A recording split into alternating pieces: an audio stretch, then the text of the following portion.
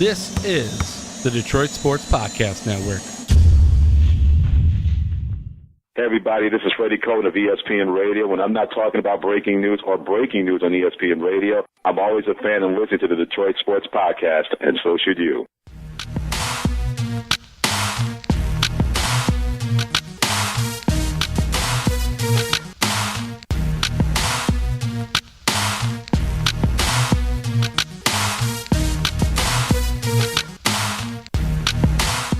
Thank you for downloading another episode on the Detroit Sports Podcast Network. You're listening to the Doc and Jock Podcast. I am the Doc, John Macaroon. Joining me, my cousin, Adam, the Jock Strozinski. What's up, cuz? I got a question for you. So I know you're a huge WWE fan, but do you watch anything outside of WWE? Any like New Japan, any Ring of Honor, any other type of wrestling besides Raw, SmackDown, maybe a little NXT now and again?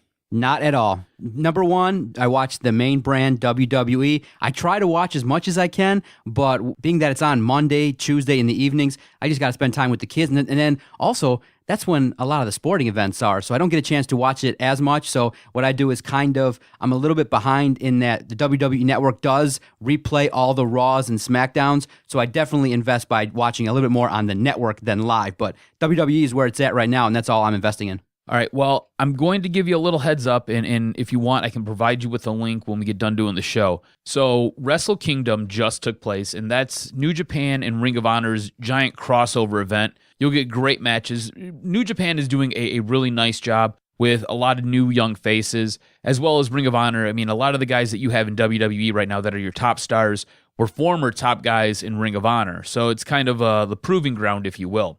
Well, Wrestle Kingdom 14 just took place, and if you're a wrestling fan, you probably have heard of the Bullet Club. You might not know what the Bullet Club really is or anything really about it, but basically if you watch WWE, AJ Styles and Anderson and Gallows, and they have their club, and I'm using finger quotations around the word club, well, that stems from what was the Bullet Club. And if you're a big fan of Finn Balor and Carl Anderson were the original members of what was the Bullet Club, which was a heel organization or a heel faction basically set up and derived off of old NWO.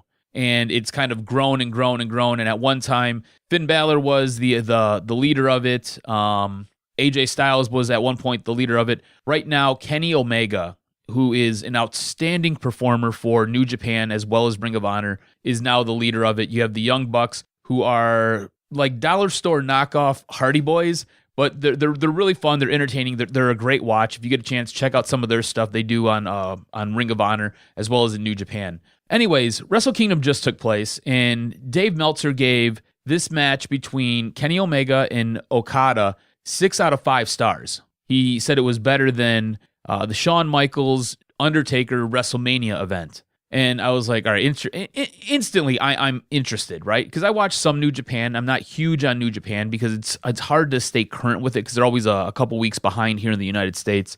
And I do watch Ring of Honor quite often. I sit there and I have my DVR set to tape at like 3 in the morning on channel 20. So I sit down, I find it on YouTube.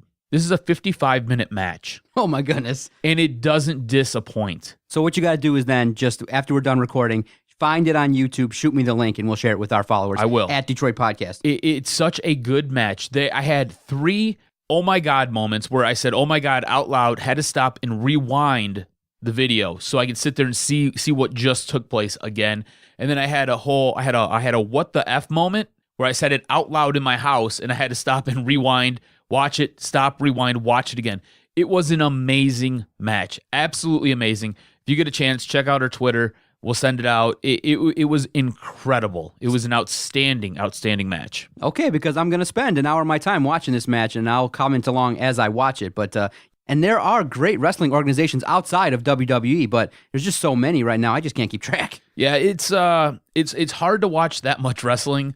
Again, I sometimes pick and choose the matches I want to watch that aren't necessarily WWE. A lot of stuff in WWE is at times slop. It's not real good sometimes, but it is one of the best produced wrestling shows on TV and in the business right now. So that's kind of where it's at. The production quality is heads and tails above just about everybody else. But this match for Wrestle Kingdom, outstanding. It won't disappoint you. You will love it.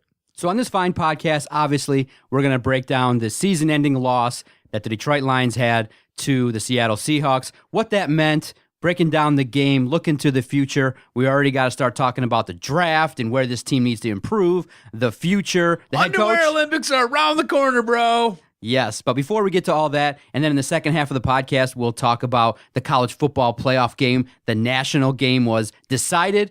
Clemson, your national champion, ending the season. We both have our thoughts about the game, the atmosphere, the length of the game, what that means for college football as it relates to Michigan and Michigan State. We'll talk all about that. We'll mix in a little Jock Jams. But prior to that, I know you and I have talked a little bit about the awful customer service that you and I have experienced. And I know that you said that you had issues with shipping regarding, getting something for your, stepfather over the Christmas holiday. So look what happens to me, okay? I obviously am on Twitter and Facebook quite a bit, right? And so from time to time, you're scrolling, you're looking at people complaining about the president, you're looking at, who has health issues, who's getting divorced, who's shacking up with whose wife, all that. You scroll. All of a sudden, from time to time, you get the thing that's called the sponsored post on Facebook. And I've seen one over and over and over, for the better part of 2 months. Now, this is going back to October, okay? So I see, I have an office here, and in the office, my office is full. I mean, I got stuff on all the walls here, and it's nice, and I'm good with that. But outside, if you go to the lobby, there's a couple nice pictures, but there's a lot of empty space. So I'm like, okay, I got a nice big wall there. I want to put one of those. You still haven't got this? No! Are you serious? No, exactly. And I know about this because we talked about this off mic when I had my issues going on with getting my thing for my stepfather. Yeah, I'm naming the company too because the way it just doesn't make any sense business-wise. So I go to Canvas Junction because they popped up with that Lions thing that you see all the time. They go, hey, do you want one? They're 50% off now. It just pops up all the time.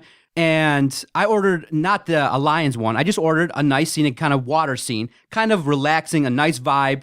And I ordered it on October 18th. And it says 10 to 20 business days. So you're expecting it November 18th. Okay, so November 18th comes, Thanksgiving comes, nothing. And I'm a nice guy. I don't even address it till December. Dude, it's almost 3 months. So they don't address it. I send a complaint in December, and they say, listen, due to the holidays, it's probably going to be a little bit more time. We're tracking it. It's coming. I ordered this before the holidays. Exactly. So another month passes. Now yesterday was, or 2 days ago was January 9th. I'm looking at it, I'm like, oh, come on, dude, I got to say something. So I send off a nasty email for the fourth time, and I'm like, listen. You should send out a tweet and just murder him on Twitter. I tried to find him, I couldn't. So what happens is I shoot him an email, and it goes, listen, I don't care about what the excuse is. I want you to find it and overnight it to me.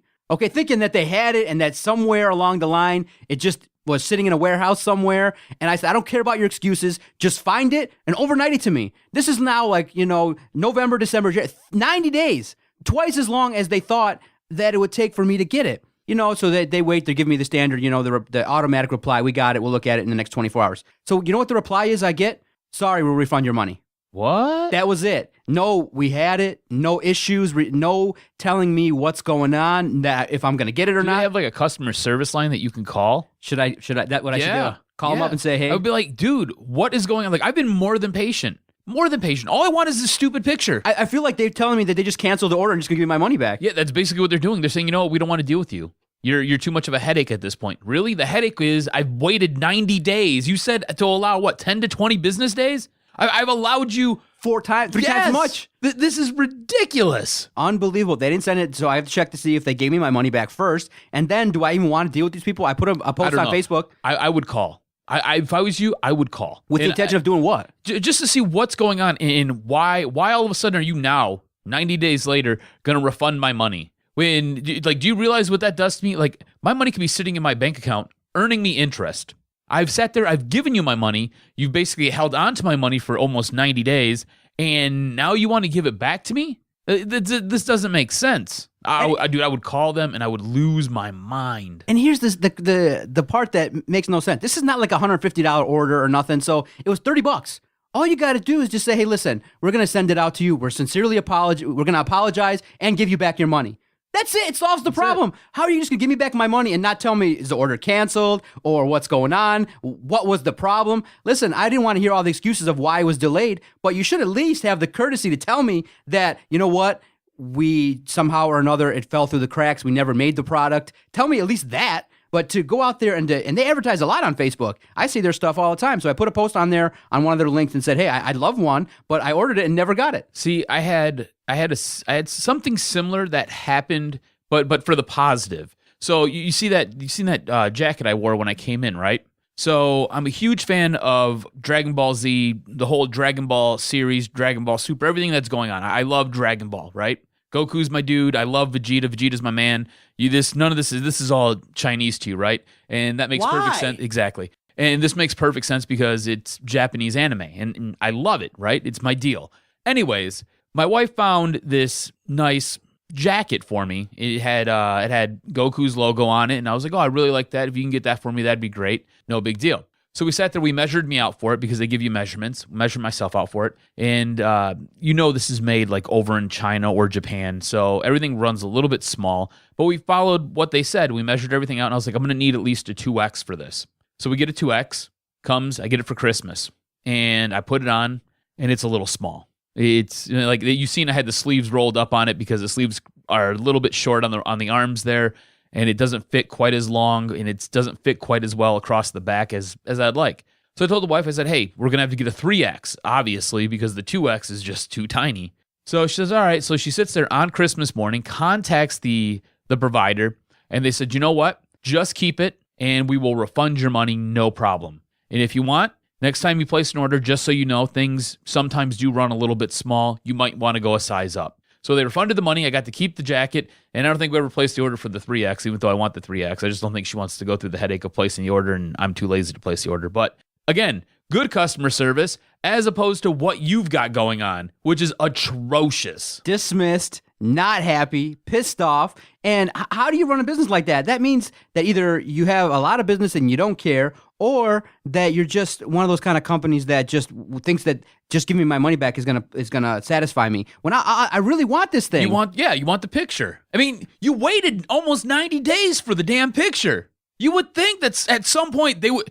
Did the artist die? Is this what happened? Were they waiting for Bob Ross to come back to life and paint you a pretty little tree? Exactly. Does that mean there's only one water thing that you have? Maybe it is self-created, okay? Hell, send me another one with sunshine and roses. What's the difference? Say, listen, we're sorry. We can't give you exactly what you ordered. We'll send you, we can tell probably this is like a nice scenic thing. We'll send you another beach of a different kind. Something to satisfy your customer. I mean, for me, it doesn't feel like it takes all that much effort to throw out another idea and to say, hey, listen, you know what? We're sincerely sorry. We're going to send you out another painting of a different kind. Would you like this or that? And say, we're sincerely sorry. We don't know what happened. We'll look at it internally. Even if you never will. Even if I'm just a blip on the radar and I'm just another guy. Just pretend.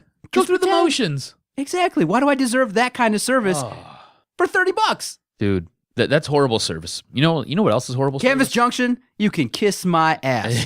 There it is. There it is. Speaking of kissing your ass, how about your Lions? Can they kiss your ass? Oh, my They can kiss my ass. My goodness. Adam, the most passion that I had during that game was just texting you and Jason. I sat there, watched the game, and Mind you, a whole bunch of expletives a lot of the time. Yeah, it's just one of those things where you watch the Lions and they just suck the life out of you watching football. 6 points, that's what we deserve to watch. Drop passes, mistakes, allowing Thomas Rawls to look like Le'Veon Bell. That's what we deserve as Lions fans. You sit there and you go, okay, I'm just going to text the boys, and you're going to see the same kind of things. Ebron dropping passes, no offensive rhythm. Thomas Rawls goes off. It wasn't 56-3 like I said, but it was damn near close. 26-6 is an awful performance. It was really close. And the Lions had no answer on defense nor on offense. Starting with this, isn't that, in your opinion, a fireball performance? Yeah. That's a performance worthy of a coach not getting on the plane, coming back, and when you come out earlier in the week and allow everyone to realize that Jim Caldwell is going to be your head coach, you really look pretty stupid in my eyes. Egg all over your face. That offense couldn't penetrate the Seattle defense at all. You had to settle for a 51-yard field goal, and you had to settle for a 53-yard field goal. That means your offense can't even get close to sniffing the red zone. That's brutal. That's absolutely brutal. I mean, yeah, it was a close first half, right? But this team looked ill-prepared coming out after halftime again. You had a head coach make questionable moves again. You had a head coach who, I don't know, maybe he's afraid to use timeouts. Maybe he thinks you can roll those over to the second half. Maybe he thinks they're like, holiday time and vacation time from your job where you get a certain amount and you can roll those over to the next season. It doesn't work that way, Jim Caldwell. It doesn't. They're not days off. It's not PTO time where you can save it up and use it next year. It doesn't work that way. This offense looked brutal. This defense couldn't stop a nosebleed. The special teams wasn't much better. It was another absolutely brutal performance. And again, back to back performances where you just look abysmal come the second half. It's one of those things where the reason why, and everyone questions us when they look at our Twitter page at Detroit Podcast, whether you think I'm overly negative, whether you think the vibe is not supportive of the Lions. My biggest concern is this.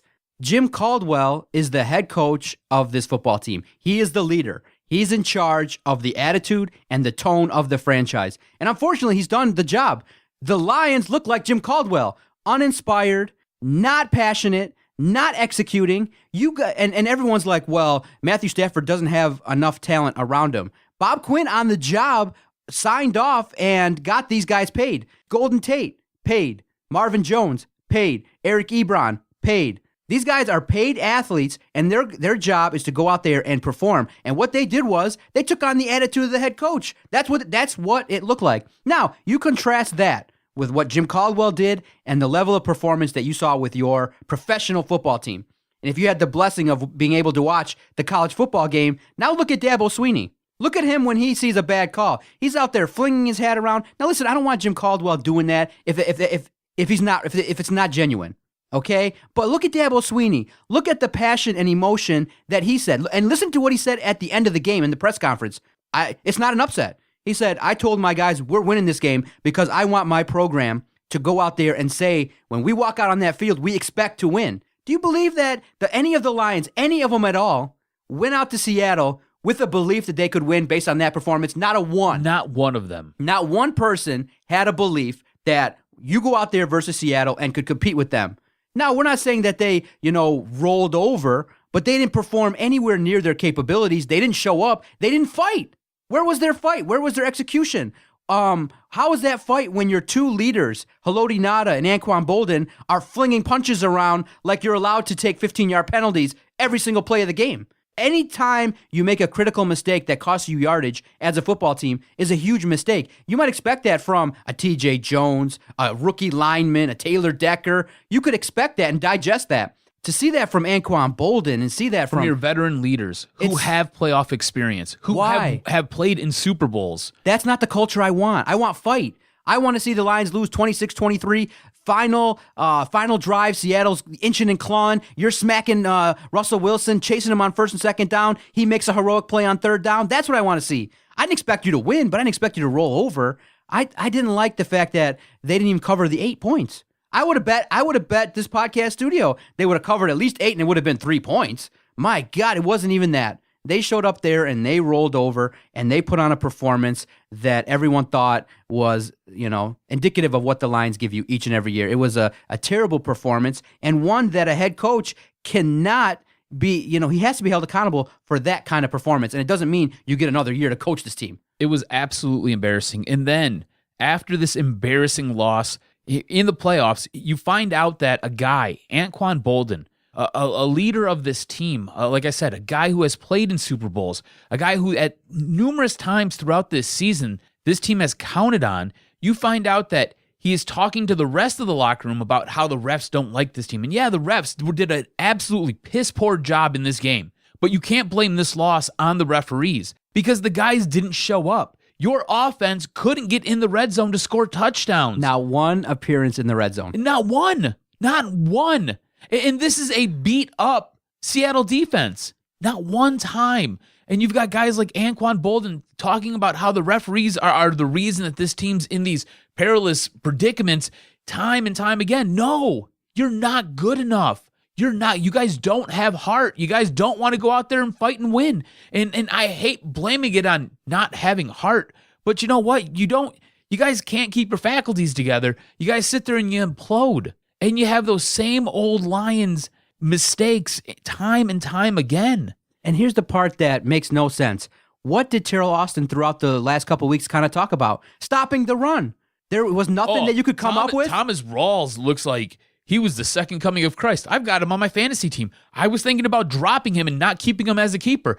After that performance, I've got to sit back now. I've got to reevaluate my entire team because I might have to keep this guy because he put up over 150 yards. He was scoring touchdowns like they were going out of style. He sat there and he ate up this Lions defense. Just gobbled them whole like it was like your mom's pumpkin pie and it's Thanksgiving Day. He sat there and he devoured the Lions by himself single-handedly, not counting on Russell Wilson or a Doug Baldwin or a Jackson going out there making spectacular one-handed catches like he was Odell Beckham Jr. And so based on the performance, everyone's making excuses, excuse city, and people are saying, listen, they outkicked the coverage. The Lions made the postseason. It's good enough. And they're saying, listen, this team really wasn't that talented. It was a 4-win team anyway that overachieved because of Matthew Stafford. No, this was a team that could have went out there and defeated Seattle. You could have advanced had you performed. I don't believe that this team is devoid of talent.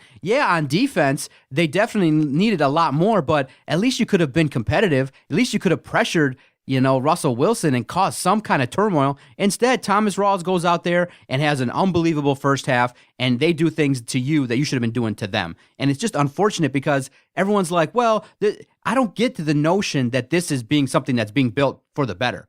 I mean, you're going to have to overhaul the defense, and now you're going to have to do that combined with a second-place schedule. It's not going to be easy. This is something, going forward in 2017 that's going to be overwhelmingly challenging. And I'm starting at the bottom with no expectations. How do you go out here and say we're building something good here? How can you say that when, in 3 years with Jim Caldwell, you made the postseason, you lost in the first round. The second year with a tougher schedule, you don't make the postseason. You start off the year 1-7. Okay, that's progress. You win some games later in the second half when there's no pressure. You come back with a lighter schedule. You beat the crumb bums. Good for you. But now you got a tougher schedule again. So with Jim Caldwell, that's what I would expect is every other year, get to the postseason, maybe, just maybe.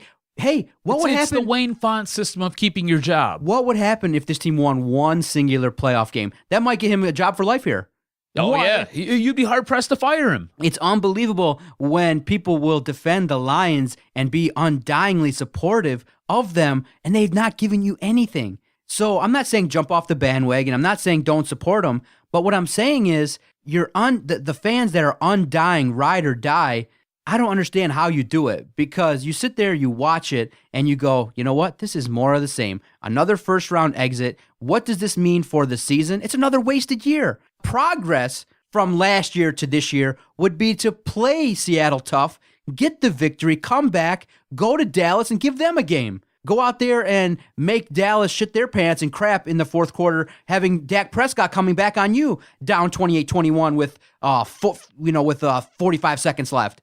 That's progress. Not going out to Seattle and laying an egg. It's all about the performance. It's all about the attitude. How do you keep Jim Caldwell when Eric Ebron's dropping passes, Golden Tate's dropping passes? Matthew Stafford still has yet to shine in a big performance. The numbers tell you. And I don't care if he was hurt. I still think he could have done a lot more in the game versus Seattle. Hell, at least get your guys in order. My goodness, it's just so frustrating to sit and look at a regime that shoots themselves in the foot and they didn't have a chance to win the game. That's the most frustrating part. They didn't have a realistic chance from Jump Street to win the game. And we would have told you that from 6 months ago based upon what we're saying. All you got to do is go dial it up. Our archive is there on YouTube. I said, this offense versus a good team is crap. This isn't going to take you anywhere. This offense is too conservative. They don't do things to extend drives. This offense is and I'm an idiot. I'm just a guy watching football telling you this offense is putting me to sleep. This offense outside of my entertainment value, this offense cannot take you to the promised land. They didn't know that.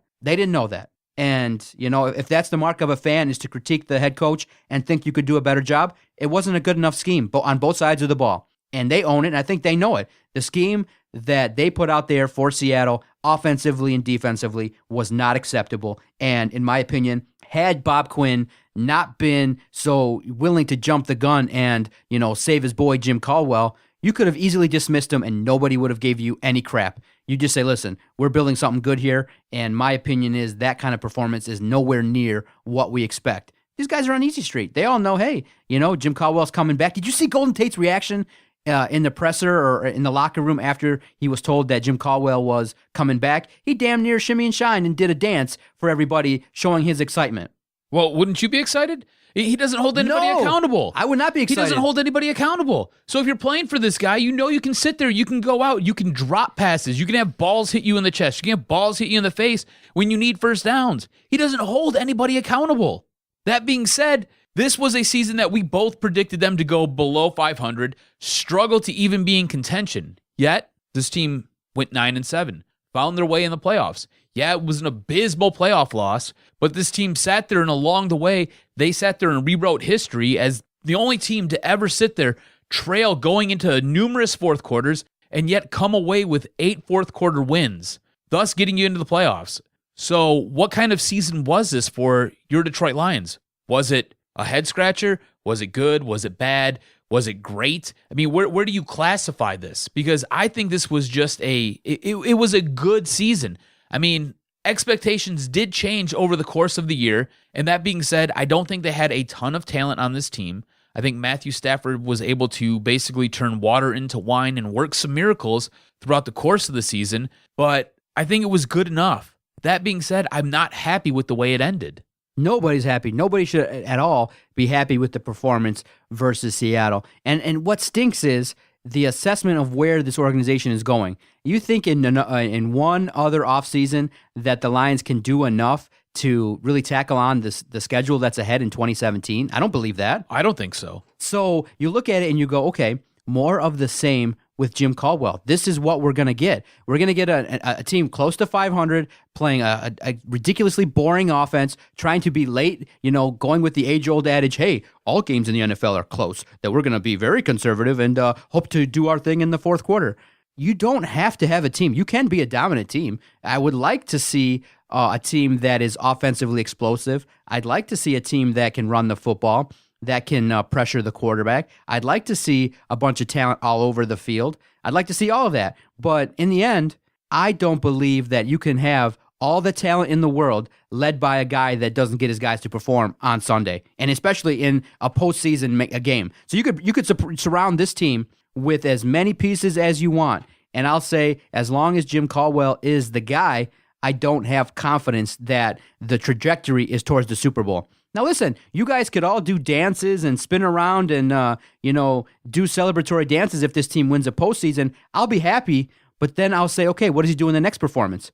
Does he take you from, because your team has to get progressively better in the postseason. I foresee, the biggest tease probably ever, in one of these next 2 years, if Caldwell's still the guy, where he gets you to the NFC title game, probably with the lead in the third or fourth quarter, goes conservative, and the Lions find defeat in the jaws of victory because of the coach that you have. He's an awful coach. There's no way. I can't believe you just said that they're going to get to the NFC playoff, to the championship game. There's no way. The next step for this organization, and you have to win a playoff game. You have to. That's the next step. This team can't do that. Again, next season, I see more of the same, but with less results. There's no way you come back next season and you go 9-7. Now with the schedule you're facing, I think maybe you could flip-flop it and maybe even subtract a win or two. So I could see you maybe winning 5 games next season. 5 games is how I can see this working out, because again, you don't have the talent to win, right? I see that offensive line being better because it's another year where they're better. Again, you've got a guy like Riley Reif, who's your right tackle, who may be saying goodbye to you because he wants to go test free agency and doesn't want to come back here and play on this crap team. He sees his chance to get out. You know what my first indication would be about this regime? If Eric Ebron suits up and is given another contract that he could sign his name to, I can't be supportive of this. That guy is a guy that is not a gamer. I don't know what he's doing. He's not a gamer. So that would tell me you want someone to be accountable. You want, unfortunately, not to single somebody out, but sometimes somebody has to take the fall as the fall guy for something. And you're not going to do it to Golden Tate. You're not going to do it to Marvin Jones. Unfortunately for me, Eric Ebron's the fall guy. Get him out of here. But how many games are you going to let him go out there and drop passes? Eric Ebron is the reason for all of this team's problems, all of the issues on whether it be on the offensive line, whether it be with the running back, whether it be with the quarterback, or with the wide He's receivers dropping passes. He's the easiest solution that you can get rid of that would change the culture. Because this is a guy, you cannot parade him out there. I don't buy that. Eric Ebron's a guy that goes out there and drops passes and doesn't help your team. Left and right he does it. And look, both of us did not like the draft pick of Eric Ebron. He's not a gamer. We didn't like where he was picked. We don't like what he brings to the table necessarily because he drops way too many balls. He quits on routes. There are times where you've got running backs in the backfield sitting there trying to make plays and working their butt off and then getting murdered by defensive linemen, and Eric Ebron's just sitting there scratching his head and picking at his butt. Now, I don't think you can blame all the issues on the offense on Eric Ebron. He's just a lightning rod player because he's a bonehead on Twitter, all right? He's an idiot when he plays, and he drops way too many passes. Neither one of us like him, but I don't think you can sit there and make him your fall guy. You can point to him being, yeah, he's the reason for all of this. You have no running game. You have wide receivers who make bonehead moves and can't catch balls. As this playoff game wore on, did it not become absolutely apparent that the wide receivers can't catch balls? I'll ask you this, starting with one guy. If Eric Ebron is not on the Detroit Lions, are they a better football team? Yes. I need a replacement. Who's his replacement? Anybody but Ebron. I think you can go out there. Brandon Pettigrew? You're going to bring Brandon Pettigrew back? Hey, maybe you go out there, you take a flyer on a tight end in the 6th, 7th round. I think that probably would be an upgrade over Eric Ebron. Or you just go and say, hey, at this point in time, we're going to take a blocking tight end that'll help the run game. At this point in time, while we wait for a tight end, maybe be a guy like Jake Butt that we can get on the cheap that might have some talent you take a flyer on. But there are tight ends out there. They're growing. There's an abundance of them. If that's the case, why didn't we see more Cole Wick? Why didn't we see more Orson Charles? Why didn't we see more of him? Where were these guys? Eric Ebron is heads and tails above both these guys. That's why you didn't see more of them. He's not heads and tails. That's the point I'm saying, is that I cannot believe that anybody watching film about his progression would tell you that he's a guy that should be on this team. Look, he's not where I nor you want him to be. He makes a ton of mistakes. I don't think Eric Ebron is the reason why you're not winning playoff games and why this offense isn't clicking. And kind of there's so many holes on this team. And what I'm saying is sometimes, even unfairly, you might have to send a message to the team that, hey, that performance versus Seattle, we're not just paying it lip service to the public here, that it's unacceptable and just telling everybody PC. We got to take action that, hey, maybe a guy that could develop for somebody else, but for the performance that you guys did as a team, unfortunately, hey, one guy's got to take the hit. And that guy for me would be Eric Ebron if I'm the GM. Well, he's coming back for 2017 because you got him signed through 2017. So if you don't want him, it'll be 2018, 2019 when they're not bringing him back. But you're going to have to deal with him for at least another year. And I don't think he's your biggest concern. You have so many holes on this team. So you're not hearing me out. It's not him per se. It's the attitude and the belief that, hey, I can loaf around and stink and still be on the field for the Detroit Lions. You want to talk about attitude problems? The bigger issue I had after this playoff game, you've got a cornerback like Darius Slay going over and making friends with a guy like Richard Sherman, and you got to, before it even strikes 0-0-0 on the clock, they've got to sit there and they've got to swap jerseys.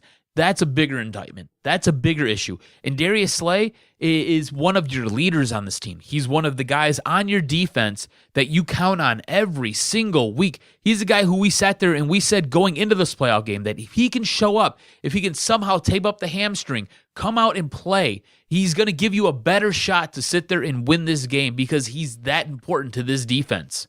And yet he wants to go out there and he wants to shake hands, kiss babies, and hug it out with a guy like Richard Sherman.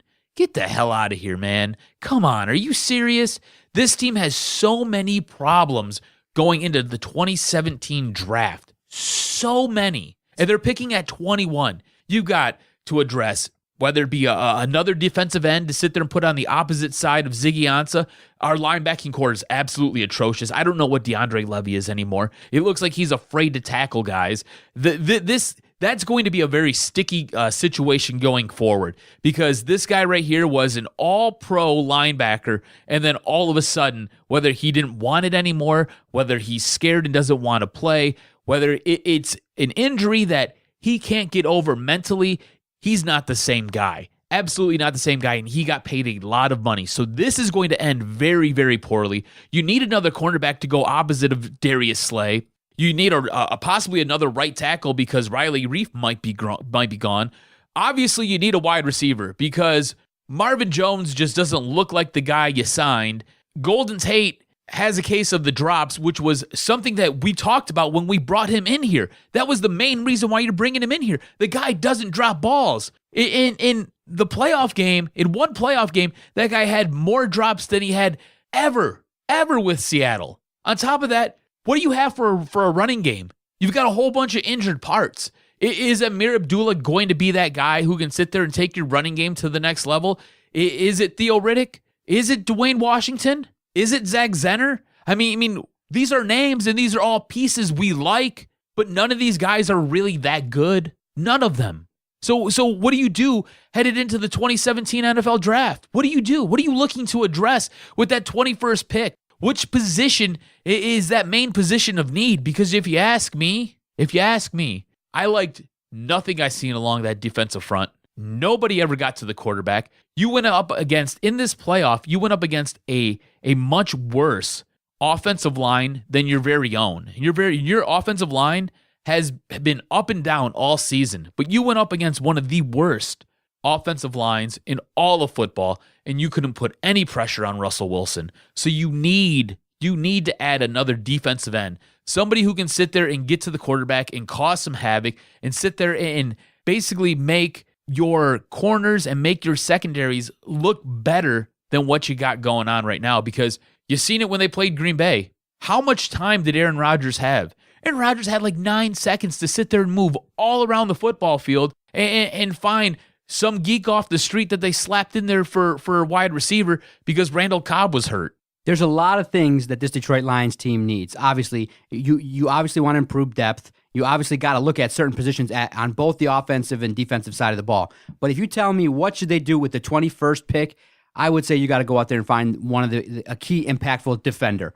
That offense is makeshift, and it did some things, but you can address that in the later rounds, probably finding a running back in the 3rd or 4th round, an impactful wide receiver, and you could find guys off the scrap heap in terms of free agents that you can bring in here to be. What about a guy like David Johnson?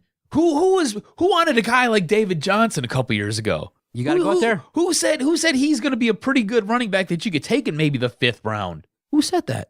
That was you. Who said that? See? Forever and a day, I'm never going to let that one go. Never in a day. Exactly. Ever. I just got the information on the newswire.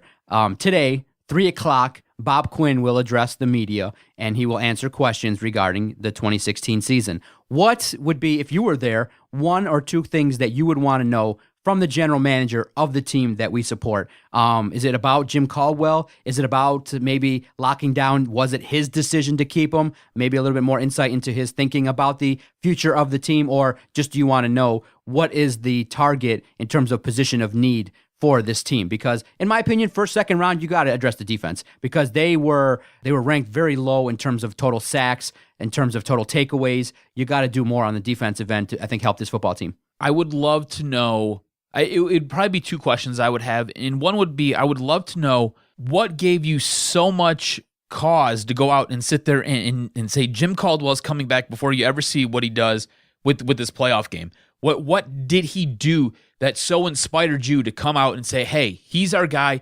We like where the organization's going. What thing specifically did he do to sit there and make this team so much better that you have no problem bringing him back before you even get to see the fruits of his labor in the playoffs? And then I would want to know what you're looking at addressing come the NFL draft. Which key positions, whether it be defensive line, whether it be linebackers, whether it be the secondary, whether it be a wide receiver or a running back, how are you going to address if Riley Reif is or isn't the guy for that right tackle spot?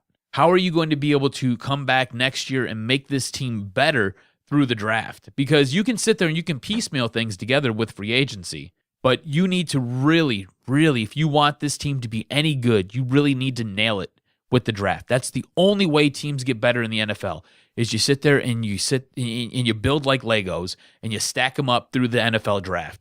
I mean, look at a team like Dallas. I absolutely hate the Cowboys, but you know what? A lot more times than not, they hit it out of the park with their drafting, and that's why they're in this position that they're in. They basically sat there and took a flyer. They wanted Connor Cook, and they said, you know what? We can't get Connor Cook because the Raiders don't want to trade with us. Okay, well, yeah, we'll take a flyer on a guy like Dak Prescott, and you know what? They hit it out of the park with that kid. hit it out of the park with him. Now, And you sat there and they moved up to go get their running back. They sat there and they recognized, they said, hey, you know what? There's a guy out there who looks like what Emmitt Smith looked like to us. Let's go out there and let's get Zeke the Freak. Now, before we take our first break, I want to ask you, because the way I look at it, it just doesn't look good for Bob Quinn, this entire situation involving Jim Caldwell. Because in my eyes, and I talked about it a little bit on Tuesday's podcast on DetroitSportsPodcast.com, and I conceptualized it this way. I mean, how are we as a fan base supposed to look at Bob Quinn right now? Because either or, it doesn't look favorably upon him. One, the perception is, and probably it doesn't seem to be that, but one, the perception is he's a puppet. That Martha Ford is pulling the strings and saying, hey, I love Jim Caldwell. I need to keep this guy around. He's made the postseason 2 out of 3 years. It's good enough. That's probably a perception that I don't think is exactly true, but I would say it's a better option than option 2, which is something for me that just makes me want to throw back beer after beer after beer. And the notion is that he sat back for a year, watched this football team, watched on Saturday, and sat there and said, you know what? That's my guy. For me, if that is his perception and he's firmly in the grasp of saying, hey, I'm willing to wait another year, 2 full seasons as a general manager in a league where most people call it not for long, 2 years, your decision-making entails you scouring the reports, looking at how the team played, looking at the overall, attitude and performance of your Detroit Lions, and you decide that's my guy and you rubber stamp it for another year. That makes me sick. So I would rather think of him as a puppet, because both ways to me don't make your general manager look good. Because if you sit back for a year and you watch that and you still think that's the guy to hold the Lombardi trophy, I'm not down with that. Do you think maybe he's the general manager who came to this organization and took the job and realized once he really got into it that, hey, this team is really devoid of talent and depth, and Jim Caldwell's the least of his concerns right now? Listen, okay. Because but wait, hold on. Championship depth. Do you agree or disagree that he had a pretty good draft for his first year? Yeah, you got a lot of production out of a lot of guys, especially late in rounds. Lack of championship depth, no doubt about it. Not a Super Bowl team. Okay, went out during the free agent period and brought in a lot of guys who helped contribute to this team and helped add depth, helped challenge guys who were already on this roster for positions of need. Now, the next question then is, if you go, So wait, hold on 1 second, because I see what you're doing there. I see how you're trying to paint me into a corner here, all right? But I'm going to sit there and I'm going to fight you all the way out on this, because I like what Bob Quinn has done. I think Bob Quinn has done a lot of good things for this team, and I think Bob Quinn is building towards building a championship caliber coached by Jim team. Caldwell. Hold on, all right? Give him another draft. Give Bob Quinn another draft. Give Bob Quinn some more money so he can go out there and address his needs during free agency. Because you know what you have this coming up offseason? You got more money. You got another draft with Bob Quinn. I like those things. Yeah, I don't think Jim Caldwell's a very good football coach. I can't stand him. Me nor you like him. We both agree that he makes bonehead moves in game and with his strategy coming out of halftime. He's awful. Absolutely atrocious. He wears 2 watches, and I don't think he can tell time at all because he doesn't like to use timeouts ever. All right? Bob Quinn, I think, is the least of his concerns right now. We talked about it going into this conversation about the Lions. We don't think they're going to win a whole lot next year. And do you think that's going to change if you sit there and you change the head coach? Yes. I don't necessarily think it does, because I don't think you have the talent on this team. I disagree, because I think this team had enough talent to at least get a victory in the postseason. That team with Marvin Jones, Golden Tate, Eric Ebron, and the running backs they had. Absolutely. This season. Could have gotten more out of them. This season, absolutely. And you get more out of them with somebody else next year. You can get more out of that team. Right now, we don't have the depth, though. And I don't know if the guy's out there that he wants. Listen, it sure doesn't strike me that he can obtain the guy that he wants. Listen, we can all make excuses that they don't have enough this and they don't have enough that. But in a salary cap league, that's just what it is. There is no perfect team. You're going to have holes in certain areas. Every team is flawed some way or another. But the biggest flaw that the Lions have is they don't have enough fight and ride or die mentality. They would rather go into a game. The biggest flaw this team has is they don't have the talent. No. They're not talented enough. Going into this season, you said that they were going to win 7 games. No, I thought that they could go 8-8 and 9-7 if they performed. We're losing the first round. I could see them. I saw them as a playoff team. I'm not saying, I thought that before the season, that the ceiling would be a first-round game, and that's it. If I told you that, hey, Matt Stafford's going to have a banged-up finger, you're going to have hardly no contribution from DeAndre Levy. We looked at the schedule and said it was soft. Ziggy Ansah is going to be hurt 90% of the year, and Darius Slay is going to be banged up and in and out of the lineup quite a bit. On top of all that, you're going to have absolutely zero running game. Zero running game. Do you realize your lead running back only gave you like 400 yards this year? So if I told you that your lead running back would give you 400 yards and maybe 3 touchdowns, you would take that and you would say, you know what? There's a lot of talent on this team. We're going to the playoffs, baby. Let's do it. Absolutely not. You would tell me that I'm smoking crack and that I'm crazy. There's not enough talent and depth on this team, and that's the one good thing that Bob Quinn has done in his first season. He's drafted well, and he's added quite a bit of depth to this team. Jim Caldwell is not necessarily the problem. He's not the answer. I don't like Jim Caldwell, so don't get it twisted and don't twist what I'm saying. Jim Caldwell is not the answer, but Jim Caldwell is not necessarily the problem on this team. I think you give Bob Quinn another season to sit there, go out there, add some pieces through the draft, and you've got a lot more draft picks this season than you had last season, and you've got a lot more money this free agent period coming up where you can sit there and add guys. No, I hear your argument, and I could put it to you this way to end the discussion. You want to change the ingredients and upgrade the ingredients. I want to change the chef. That's all. I'd say that this chef that is mixing up these ingredients is always going to come out with a cupcake that's not as good. You want to change the sous chef. You like the chef. You like what's going on. I like the owner of the restaurant. I don't like the chef. I like the owner of the restaurant. I don't like the chef. I can't stand the chef then either, okay? Right. We both agree that the chef is a total boob, all right? So then that being said, the further along, I would say the quickest way to improvement with the Detroit Lions is not to upgrade the talent. The fastest way to improve the Detroit Lions is change the head coach, in my opinion. I don't think you're going to get the results you necessarily want at head coach right now. I don't know if the guy that Bob Quinn wants and sees in the future to sit there and really enact his game plan is out there. So if you're getting okay results, because that's what they are, they're okay and better than average results. Let's put it that way. Better than average results with Jim Caldwell. You know, you sat there, you made the playoffs, and you got embarrassed in the playoffs. It was absolutely brutal. And neither one of us really want him to come back, but I don't know if there's a guy out there who he's high on right now or that he can go out there and target. Do you want Josh McDaniels? I don't. Matt Patricia, maybe, but I don't know what you're going to get out of him.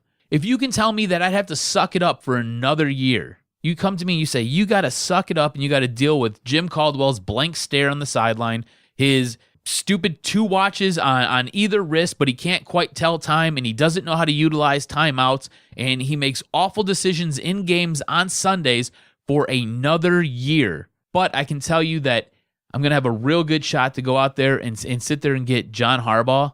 Would you do it? I would eat that crappy pudding all day long. I would sit there and I would do it with a smile. I would spoon it in so fast I would have a tummy ache after, because I know at the end of all of it, I'm going to get a coach who at least has a brain, who at least understands what's going on and can sit there and facilitate and win me a football team. On top of that, I know he's got a football mind. I have no idea what goes on inside of Jim Caldwell's head. I think it might be Ren and Stimpy. I think it plays on a continuous loop. And I think that's all that goes on inside his brain. Well, he said himself, when they asked, where are you thinking with this organization? He said, we're a ways away. And we're not any closer as long as he's the head guy. And I'll stick to it.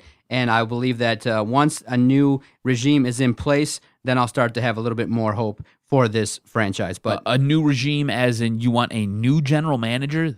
You want to blow it all up again, or you want just a new head coach? Well, right now, like I said, when I introed this, is that I'm not looking right now 100% favorably if Bob Quinn's a puppet or if he's willing to sit with Jim Caldwell for 2 years. See, I don't think he's a puppet. I think that takes the luster off of it for me. I think he's done a real good job in the very limited time that he's been here. He's had a good draft. I think we both agree. A better than average draft for this team and for this franchise. You already sat there and you already seen some production from some of these young guys that he sat there and brought in. A guy like a Miles Killebrew made an impact this year. In very limited time, your 7th round pick at running back made an impact and made you sat there and scratch your head and say, hey, maybe we have something here. Your defensive tackle that you took in the second round made an impact. Your third round pick made an impact at both guard and at center. You know, your first round pick made an impact and looks like he's going to be a pretty good offensive tackle. I mean, there are guys up and down this roster who have made an impact through the draft. And you've got guys that he brought in through free agency. And look, Marvin Jones did not give me what I really wanted this year. Didn't at all. Whether he needs somebody else out there who can sit there and kind of pull that double coverage so he can make an impact, or whether or not he can be that deep threat downfield still remains to be seen. There were guys that were brought in during free agency that have helped made an impact. You know, your secondary with Bush back there, he helped out. You know, there are guys who have helped make a difference. I like what Bob Quinn is doing. I do not like what Jim Caldwell necessarily does on Sundays. I don't. And yes, I'd love to have it changed. I would love to have it changed. But if Bob Quinn tells me that, hey, this is the way it's got to be for one more year, I'm willing to say, okay, let's do it. If Bob Quinn goes out there and sits there and extends this guy for 3 more seasons, I will lose my mind. I will absolutely lose my mind. I'll be the first to tell you that things have to change. And that, yes, at that point, Bob Quinn is a puppet. But right now, I'm not willing to go that far. I think you got to sit there and you got to see what the overall play is here. I think this is something where he's being very strategic and he's not trying to show you his entire hand. I think he's going to sit there and ride it out for one more year with this boob as a head coach and try to get some more out of him and try to get some more talent into this team before he can sit there and really go out there and make a play to get the head coach that he really wants. Okay, yeah, I guarantee we'll be sitting here next year talking about who the next coach is. Almost no doubt about it with that schedule. I think we both agree on that. Yes, no doubt about it. Stay with us. We're going to come back with a round of Jock Jams, and what we're going to play next is probably the best way to summarize being a Detroit Lions fan. It's something that we both came across at different times, but it's just one of those things where you can look at it and you can say, you know what? This is what it means to be a Lions fan, and we'll play it right now ahead of this break, and we'll come back and we'll play a round of Jock Jams. I am a diehard Detroit Lions fan, a lifelong, unapologetic, hopelessly hopeful, stubborn Lions fan, forever proud to wear the team's 3 colors, Honolulu blue, silver, and shame. Why? People always ask me, why root for a team that sucks, has always sucked, and always will suck? Because it's tradition, dummy. My father indoctrinated me into this cult of loserdom so young, I have no memories of it even happening, and now I'm brainwashing my own little boy, so I don't have to suffer through this god-awful, miserable, existential black hole void of Lions fandom by myself. The sins of the father and all that. Every Sunday, I sit in front of the TV in a state of excruciating, painful sobriety because only phonies drink to stave off the pain, watching the Lions generally trip, fall, fumble, shank, personal foul, and pick six their way to yet another loss and yet another forgettable waste of a season. So why not be a traitor and defect and become, a New England Patriots fan?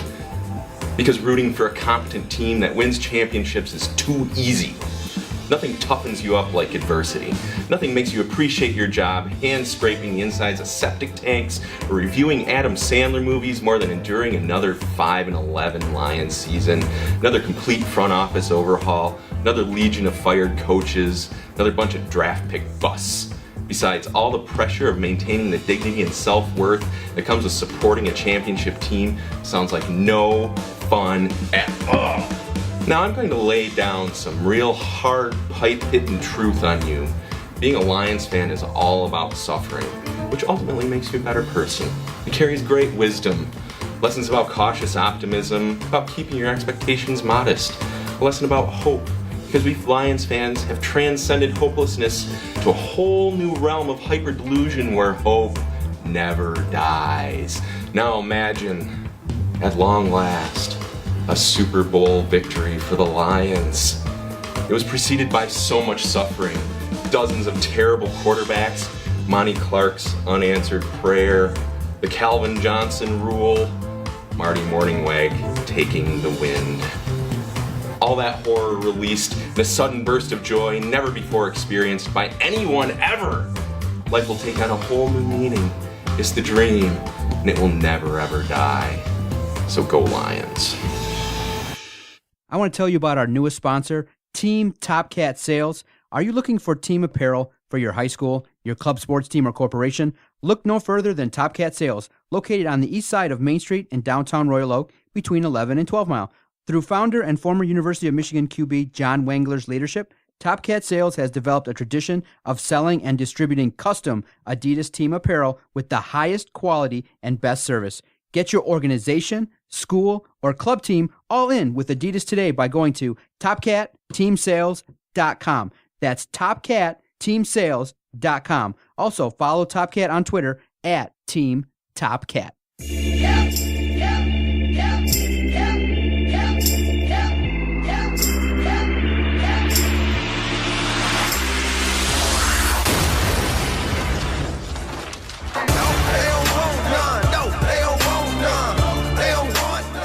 What a great way to put together how Lions fans feel. Shout out to M-Live for that. My goodness, man. That's just what it's like to be a Lions fan. That's exactly what it's like. That encapsulates everything. Just waiting for that Super Bowl, baby. Waiting for it. Keep waiting, man. Just keep waiting. There's always next year. All right, let's play a spirited round of Jock Jams. I got some things that I definitely need to know from you and what we call Jock Jams.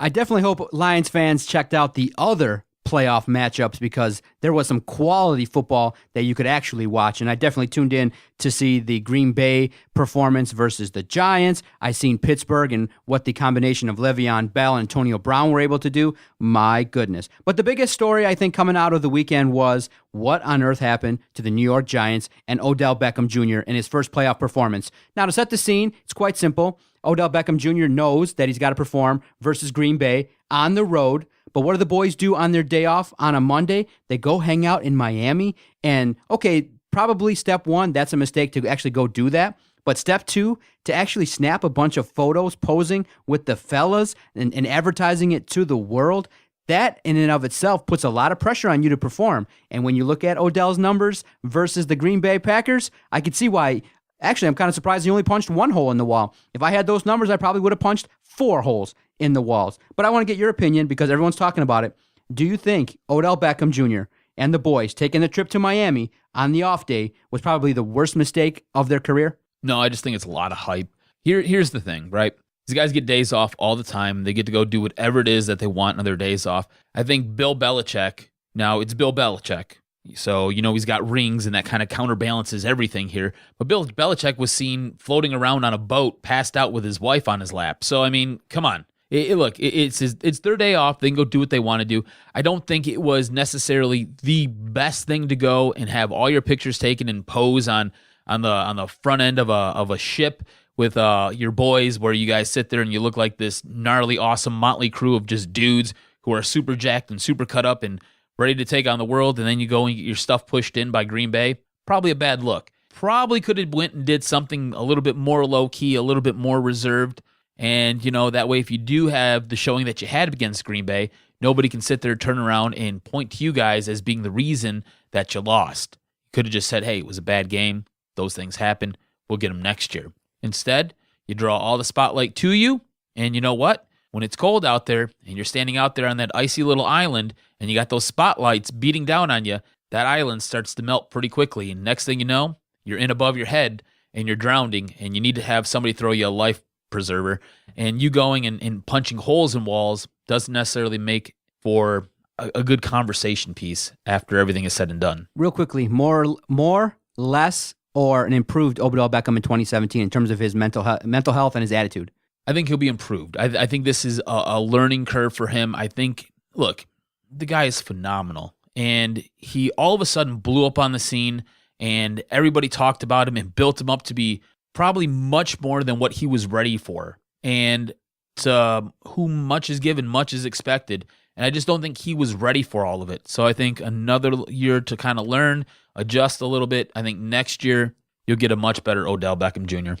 So I got a chance to peek into the vaunted Red Wings-Blackhawks rivalry, a decent game at the halfway point on Tuesday night. But as we sit here today, the Red Wings are in a bad spot. They're 6 points out of third place, dead last in the Atlantic. But it's just one of those things when you look at the Red Wings, it's been all negative. There's situations when you watch them, it's really tough for them to earn 2 points night in, night out. They're going through goaltenders as much as they can. Karo and Mrazek are doing their best work to try to keep the Wings in it, but power play issues, special teams issues, a lack of consistency all around. But in your opinion, what's been the major issue with the Red Wings this year, and why are they sitting in why are they sitting in the basement of the Atlantic? Talent. Plain and simple, it's talent. But if you really want to get specific about it, you've had key injuries to guys like Mike Green, Justin Ablegator, Jimmy Howard. Jimmy Howard's probably been your best goaltender all season. He's on the shelf right now dealing with a groin injury.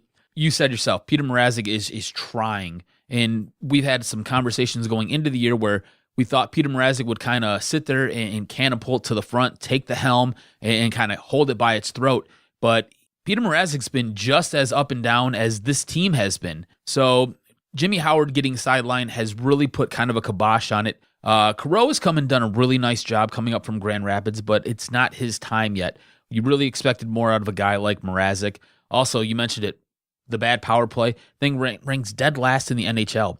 If you can't score with a man advantage, how are you going to score? And goal scoring itself has been a major issue for this team. They rank in the bottom bottom fifth of the NHL with goal scoring. So that's not helping out. Also, we've expected a lot from guys like a Dylan Larkin or Dan DeKaiser. They just really haven't progressed this season, really haven't seen them take that next step in their career and really sit there and jump into the upper echelon of the NHL with guys on the offensive and defensive side. Now you couple that with guys like Nyquist, Tatar, Sheahan, and they're not taking the next step in their career. And so all this just kind of evolves to this season where it's just kind of a malaise, and you're just like, nobody can score, nobody can defend. You've got goalies who are out there on islands, and they look awful. And then you got a head coach who is now in his second year, and he's saying a lot of the right things, but it doesn't really seem like he's pushing a lot of the right buttons. And all that's taking place all at the same time. And it's got a lot of people sitting there asking the question, are they just waiting for the new stadium to come along? Or is this just a team that has basically checked out on the season? And honestly, I just don't think it's guys who are talented enough. Or I think it's guys who just haven't hit the right stride. And I don't think they're going to hit the right stride. I think making it into the playoffs isn't going to happen this year. I think the streak ends when they close the doors to the Joe. Well, the Pistons played an interesting game versus the Sacramento Kings. Got out to a big lead, I believe as large as 18. They turn around and lose the game to have the record fall to 18-22 at the time of this recording. It was a devastating loss because they had been playing a lot better. It seemed like, Reggie Jackson's kind of getting his way back a little bit. The offense was turned around. It's one of those things where you look at the Pistons, it's an up and down year, but when people have graded them, they just kind of say, they're using the words failure to launch. I don't believe this team is 18-22. Where do you stand right now with this version of the Pistons? They played a little bit better as of late, but a head-scratching loss to the Kings. You can't have that. When you have a lead in the second half, third quarter, up by 18, how do you lose that? And what was shocking was, how do you go away from your offense that quickly where you just want to play ISO? How does anybody on the Pistons think they can play anybody one-on-one for a period and think they can outscore a team? If you look at the fourth quarter numbers, the Kings outscored you by a lot. And it's because your offense was absolutely, it went to crap. And I don't understand if it's something of a mental thing. I don't know if it's something where it's a talent thing, but how do you stand on this version right now at 18-22 and kind of playing up and down? This team is super bipolar right now. Super bipolar. When they're winning and when things are going really well, Reggie Jackson looks a lot more comfortable in his role. He seems to be trusting his teammates much more. When they're losing, doesn't seem to be trusting the teammates. He tends to sit there and, like you said, it's more of a me game, not really moving the ball around. On top of that, when KCP is generating offense and playing defense like he looked from last year, this team looks like they're going to win games. They look like they can take over games. On the other hand, you got a guy like an Andre Drummond who, when he is scoring and grabbing rebounds and making his free throws at a better than 50% clip, it's all positives in the W. When they're not, you're taking L's. And on top of that, a guy like Stanley Johnson, whether it's been regression or just him taking a step back or him not taking the step forward, Stanley Johnson's been a huge key to this team's up and down play, because this is a guy who, going into this season, a lot was expected, got into a little run-in with Stan Van Gundy, and next thing you know, Stanley Johnson's way down at the other end of the bench, and the only time he's getting to see the court is when John Lure's hurt. So Stanley Johnson going into the season was a guy who you were looking at maybe pushing to get into the starting lineup, maybe pushing to be that sixth man of the year, and you've not seen it at all. There was a point in the season where he got sent down to Grand Rapids to sit there, work on a couple things. They pulled him back up instantly after he had a really nice performance down there, and you just really haven't seen him take the necessary steps to move forward with this offense, especially on defense. A lot of this is just this team trying to sit there and figure out what they're going to be.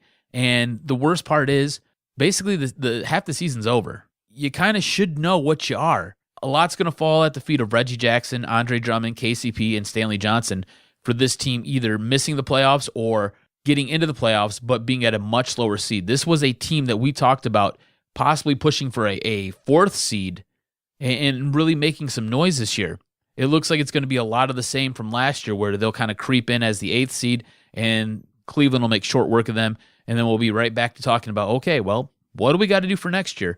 And the conversation is going to be different because we all expected them to sit there and take that next move. It's going to probably be, do we blow it up? Do we have to sit there, bring another guy in? Do we have to sit there and possibly look at trading a guy like Reggie Jackson, who we just gave a huge contract to? Because this team's been so up and down and just things aren't meshing well this season, whether it's guys who have big heads or guys who are just not performing.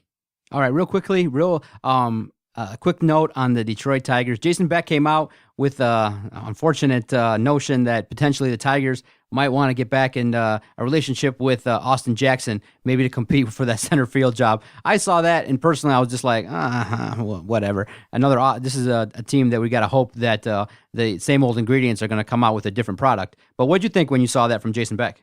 I don't really think it's a bad move. Again, this will be a move depending on what the dollar amount for that contract is. If they can go out there and they can get Austin Jackson on the cheap, and he's going to sit there and he's going to possibly perform a little bit better than Jacoby Jones, because right now they're looking at maybe bringing Jacoby Jones in as their starting center fielder. Look, Jacoby Jones hasn't even played an entire season in the minors, and you don't really know what you're going to get from him when he's out there fielding the position. You know he's got a healthy bat when he can make contact with the ball. But if you can go out, you get Austin Jackson, you bring him in, maybe you platoon him with a guy like Jacoby Jones, or maybe you start Jacoby Jones down in the minors and you bring him up sometime around, I don't know, maybe May, June, July, so he gets just kind of a start in AAA, and then you kind of give him the push. So it would all really depend on what the contract is. Remember, Jackson is coming off of a meniscus tear. He's one of the better fielding center fielders, and he does have some speed out there to cover that canyonous center field. I think if you were to sit there and you were to platoon him with a guy like Jacoby Jones, I think it could be a positive mood for this team. Again, look, Austin Jackson, when he was here, he wasn't bad. He wasn't a horrible player. He made a lot of really nice plays in center field for this team. On top of it, he's a veteran. You get him on the cheap. I don't think it's a bad move. All right, very good. Spirited round of Jock Jams. We'll take our final timeout. Come back, talk about the college football national championship game. A very solid performance. A lot of people are talking about it as one of the greatest games of all time. A great rivalry, Clemson, Alabama, these last 2 years. Stay with us. We'll recap the college football playoff and finish off this podcast. You're listening to Doc and Jock on the Detroit Sports Podcast Network. Doc and Jock here for Fanatic U. If you're looking for some sweet sports swag and you love your Detroit teams, and I mean you really love your Detroit teams, you got to check out fanaticu.com. And get the coolest gear out there and rock your Red Wing shirt, rock your Lions shirt, rock your Piston apparel. Wear it till the wheels fall off. Michigan State, you know what? They got it too. Check out Fanatic U. They have 6 locations all over Metro Detroit. Check them out, fanaticu.com. Yeah, we coming now. Come on. Yeah, that's right. We put it down. It's like a family in here, just a little disabled. Putting it down, we lay them out on the table. Yeah. Who's in the house? The brothers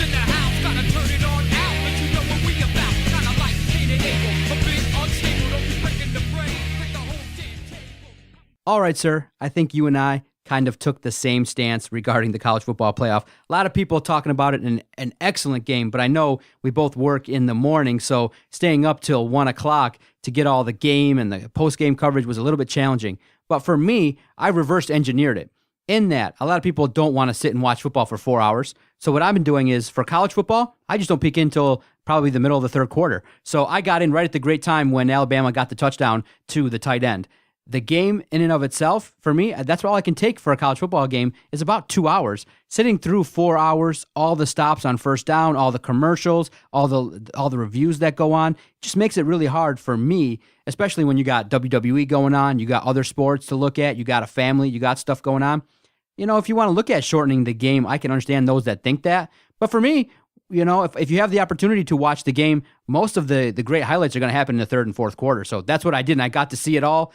And I definitely watched Raw first, but the game in of itself was back and forth, and I told myself, wow, this is a competitive matchup between Clemson and Alabama. I was rooting for Clemson.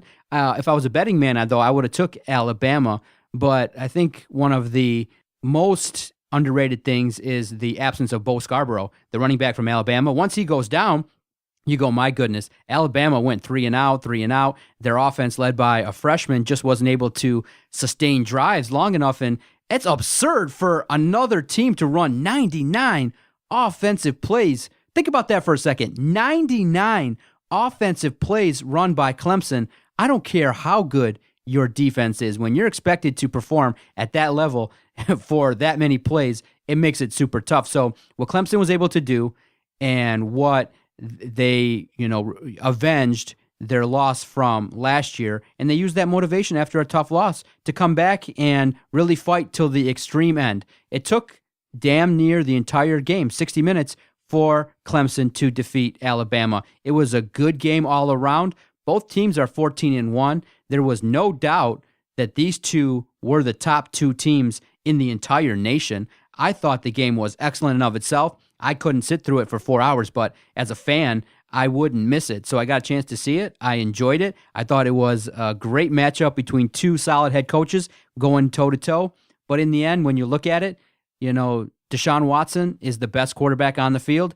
Alabama rolled out there with a freshman, a little bit of turmoil with the change in offensive coordinators. In the end, proved a little bit too much for them to overcome when you look at what their offense was able to do. Alabama just wasn't able to do enough because of that offense, and because of some things that were going on off the field, just made it too tough, and you had a great quarterback in Deshaun Watson, leaving his Clemson career behind with a national title. Well-deserved. I really walked away from that game gaining a lot of respect for Dabo Swinney.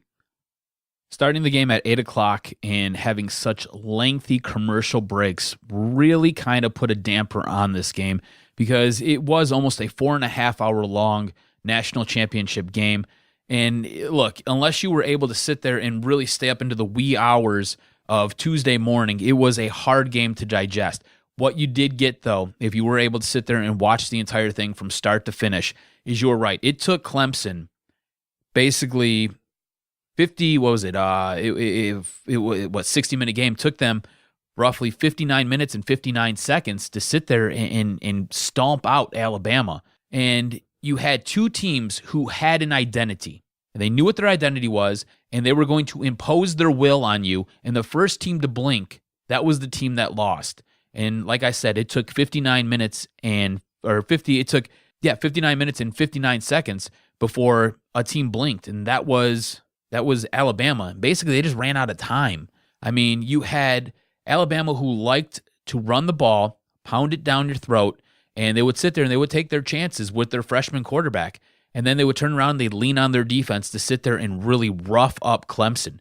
Clemson, on the other hand, liked to throw the ball around, a lot of short passes, which help open up the long passes down the field. On top of that, they had a defense that was prepared for everything that Alabama was going to throw at them. And they played basically a bend but don't break defense. And it was just an exciting national championship game. It was outstanding. Now, I think if you were looking to sit there and spin it locally, and you were to really break it down, and what does Michigan and Michigan State have to do to get on the level of a Clemson, on the level of an Alabama, there's a whole lot there that I think both these teams have to do. And when you really sit there and you look at it that way, I think these two teams are a little bit far away from really competing at that level year in and year out. Look, Michigan and Michigan State, they both have to find a defense where they can just make stops when needed to really punch the other opponent in the mouth. They have to be able to run the ball, and they have to be able to complete passes downfield and pick up large chunk plays at a whim. Because, look, Clemson was doing it. Whenever Clemson needed a huge play down the field, they just sat there and they hit probably the best wide receiver in all of college football in Mike Williams. So there's a Mike Williams who can actually catch a football and play the game. Hey, unbelievable, right? Also, you said it yourself. Bo Scarborough was an outstanding running back. Does it not impress you how Alabama's able to go out and just pick running backs up off trees? And on the depth chart, he's third or fourth. Right. It's unbelievable that the way that they are able to sit there and put this team together. And look, no team is perfect, but they do a really good job of hiding their flaws. And both teams have guys who are game changers, who can take over a game when needed. And that's what you see now to Deshaun Watson. I mean, guy's intelligent. He's an outstanding quarterback. Maybe throws one too many balls out there that can be picked off, but dude is hyper intelligent. He's a gamer, wants to win, and can just sit there and just take over the football game when need be. And that being said, I think our local teams have a mighty huge hill that's really steep to climb if they want to compete like these two programs do. Yeah, you look at it and you go, man, Alabama makes it look easy, but they're in the national title conversation each and every year. All credit to Nick Saban for being able to do that, and to Dabo Swinney for taking a team like Clemson and getting them into the national picture. Obviously, I think Jim Harbaugh has a faster track to accomplish it, but I think it's an interesting discussion whether you think it can be sustained year in and year out, like Nick Saban. I don't know if that's the goal for Michigan, but I think the first step is you got to take stepping stone pieces in your program to get to that level. Michigan State tasted it, but it's going to be super hard for a team in that class to earn it, where it's kind of like college basketball, where just getting to the Final Four is a real accomplishment. But for Michigan, I think they have a more realistic chance of getting higher profile guys. You look at their class that they got this year, I think they have an opportunity to get there, and I think Jim Harbaugh is building that towards getting national elite players and an opportunity to play in a game. But to think that Michigan can sustain it year in and year out, like in Alabama, like a Clemson, what you got to do is that's the big question. I think is trying to be able to do it year in and year out. You got to get the 5-star guys that are in Alabama. You got to go to the SEC. You got to go to the ACC. Basically, what you got to do is you got to set up camp. You got to set up your sleepovers in the South, Louisiana, Florida.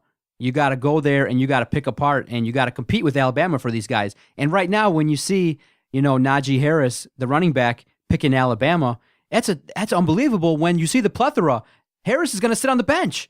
He comes to Michigan, he's the number one.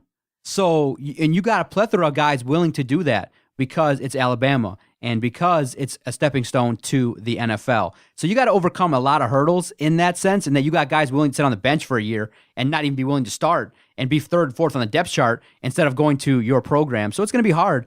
So I think the expectation is just to maybe get to the Final Four, maybe get to a national title game and then compete. But year in, year out, it's going to be super hard for the likes of Michigan and Michigan State to consistent. You got to compete with Penn State. You got to compete with Florida State. You got to compete with Clemson that's on the rise. Don't forget Ohio State's in there. It's super tough. So that's why Nick Saban, when there's talk of him being overrated or is he one of the great coaches, listen, if you want to nitpick and compare him to Bear Bryant, that's fine. But dude's 5-1 in national title games. 5 national titles. Not just 1, 5. And look at the preseason polls for next year. Alabama's right there back at the top. And listen, you don't think that the experience that Jalen Hurts got was invaluable to be able to come back and get that 30-yard touchdown at the end of the game? Listen, dude's going to get better. Dude's got the experience of playing in a national title game at 18 years old. Come on now. You can't teach that. And Alabama's just going to reload. Dude, they go from Lane Kiffin to Sarkisian. Two quality head coaches. Exactly. Whether you agree about their level, but you go from a college head coach to another college head coach. And come on now, you're talking about what's it going to take year in and year out. You don't think that Nick Saban's going to reload on that defense? Good Lord, pencil them in. They'll be in the Final Four. How far do you think Michigan's away from doing this to just getting into the game where they can compete with Alabama and Clemson? Realistically, 2018 is a year you can start to look at. So at least a year away. One more year. I agree. Michigan's at least a year away. On the flip, I think Michigan State is 2, probably 3 years away from being able to sit there and get back to that level where they were in the playoff and competing like that. And that's just saying that looking at what they had last year, and look, I think they're going to be a lot better this year, but I still think you're going to need at least another year to build off of what you had going on last year, and then that team taking a step forward, and then that team, you're going to have to build off of that to get back to that level. You need special players. I think Connor Cook was a special player for Mark D'Antonio. I think he sat there and he hid a lot of flaws on that offense because you've seen what that offense wasn't able to do this year. They weren't able to get the ball down the field. They weren't able to sit there and take chicken crap and turn it into chicken salad. And that's the one thing Connor Cook could do regularly. And on top of that, you had a guy like Le'Veon Bell, who a couple years ago was a very special running back, and you see it now when he's playing for Pittsburgh. I mean, he's a very, very special running back. It's outstanding what he can do. You know, he's probably the gold standard, I guess, for NFL running backs at this point. He up there with a guy like a Ezekiel Elliott. So Michigan State, I think, is at least 2 years, probably 3 years away from competing with an Alabama or a Clemson. Is Clemson able to come back and do it next year? I think that's a huge question because now you've just competed for a national title and you lost. You came back, you were able to sit there and win it, and you won it on a last-second play. Can you come back and can you challenge again? It's going to be hard when you lose Mike Williams, you lose Deshaun Watson. Right. That's going to be tough. It's hard to sit there and keep reloading, and that's something that Alabama does every single year. It's unbelievable. I mean, do you see Jim Harbaugh playing for a national title, we'll say, within the next 3 years? I see they're going to be right up there knocking on the door, at least probably getting to the top 4. I would say that. They're going to be competing. But like I said, for them, they got to at least get a signature win. And get to the next step. Thing. That's the next step for them is, I think, realistically, you just want to see them get to the Big Ten title game, win that first, and then we can start the conversation of them getting into the Final Four and things like that. But to end the podcast and to look at it, I get jealous when you look at, man, you got guys like Mike Williams, you got linebacker help, you got running backs, all available in this draft. I mean, Reuben Foster, probably one of the best inside linebackers in the game. Cam Robinson. Reuben Foster had 12 tackles, 1 for loss, and a sack. That guy was all over the place. He was incredible. They didn't even go to halftime yet. That guy had 7 tackles. And I was like, what? Are you serious? And then he ended up missing a number of series because he was dealing with an injury. Leonard Fournette, all the guys that I want are going to be basically taken. And there were so many guys from Clemson and Alabama that you could probably plug into the lines that would help. But I guess... So at 21, do you take Jabril Peppers? No. It's a little bit high. And from the drafts that I've seen initially, in the mock drafts that I started to look at right on Sunday, I was like, forget it, I'm just going to start looking. They probably have him going to Seattle 27th through 30th. That would make sense. Seattle probably. The name that is a local that might be in that range is Taco Charlton, defensive end, outside linebacker, projected to go 23-24, either to the Giants or Oakland. Right now, some of the drafts I've looked at have Sidney Jones, cornerback from Washington, being the guy slotted in that range. Tim Williams, outside linebacker, Alabama, Taco Charlton, Desmond King. If Taco Charlton's there, that's a guy I wouldn't mind them taking, and I'll tell you why. Because he can sit there, he could play your DN for you, and he can get to the quarterback and wreck things, so he could play opposite of Ziggy Ansah. On top of that, if you need to drop him back like he's a linebacker, he can sit there and he can do that as well because he's a guy who's athletic enough to where he can cover a tight end. He's a guy who can sit there, drop back into coverage and play that zone and sit there, pick a ball off and take it to the house if he has to. Yes, sir. There's a lot of talent in this draft, and I think Bob Quinn's going to do a good job. I agree with you 100% that he could get talent. It's just, is it going to be the right entire mix of talent and coaching that's going to take the Lions over the hump? But, man, this draft looks pretty good. Draft looks really good in essence when you look at some of the talent that's coming out in the first round. You know, I haven't yet to look at the second through fifth round talents. For a late round guy from this national championship game, Ben Boulware, he's the linebacker for Clemson. Guy was all over the place. All over. Was he the guy that blew up that screen pass? Yes. Oh, I saw that. He diagnosed multiple plays, and he sat there and he just pointed him out like right here, pointing to a spot on the field where it was going to go, trying to get everybody into coverage, and then he would just go make the play because either the guys weren't paying attention or they weren't hearing him because it was so loud and raucous in that place. And you know what? He was just like, you know what? Fine, I'll go do it myself. And he would sit there and get to the spot, and he would blow the play up before the ball ever got there, or he would blow it up just as the ball got there. And the guy ended up making 6 tackles, ended up having 1 pass defense in that national championship game on top of 2 tackles for loss. On top of it, he looks like he's insane. Like, you could sit there, strip his pads off of him, put him in a pair of tights, and it looks like he might challenge Roman Reigns for a U.S. title. I'm just saying. Like, he would just drop the elbow on you for no good reason. So on top of that, he gave one of the better, and can I say on top of that one more time, he gave one of the better post-game press conferences where he basically called out everybody, like the most recent guys in Clemson lore, like the guys who went to the draft and are in the NFL making a difference. He called them out by name, basically saying, hey, you guys built this foundation, and because of you, that's why we're here. So I thought that was pretty cool. It was really neat to see that. And I've seen different things about where he might get drafted. He might be a guy who might fall into the 3rd, 4th round, and if he's there, I'm so taking him. He might be a guy who just sits there and goes undrafted. Either way, if he's there, late round guy, he's a late round guy who you could pick up for the Lions, and he would make a difference. You got it. Great podcast, sir. Always enjoy spending 90 minutes with you rapping sports, talking about all the happenings. We just turn on the microphones. We can talk about the Lions for damn near 4 hours. But it's going to be something where now we got to look to the I'm actually kind of interested to see what Bob Quinn's going to say today about the state of the Lions. I'm going to look to see what the future is going to hold. The draft is coming. So Underwear Olympics around the corner, 2017. My favorite time. But I love it. Hey, if you've been following along with DSP, we've kind of kept you in the loop. And that's all we can ask for is if you're looking for a realistic, honest approach, look at us. We're not sitting here going the Lions are going to the Super Bowl every year. Save that for other kind of people. We're keeping it real. We're and we're still supporters of the Lions. We just know what we're going to be looking out to see. For the Jock, Adam Strozinski, I'm the Doc, John Macaroon. Have a great week. Look forward to talking to you next time. Go Wings, go Pistons. This was locker room talk. Second dick. Sorry, Detroit. Didn't quite work out. And all I can say is Detroit Sports Podcast scores. I hear voices in my head. They counsel me. They understand. They talk to me.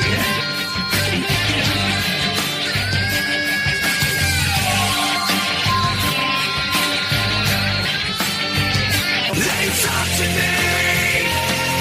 They tell me things that I will do. They show me things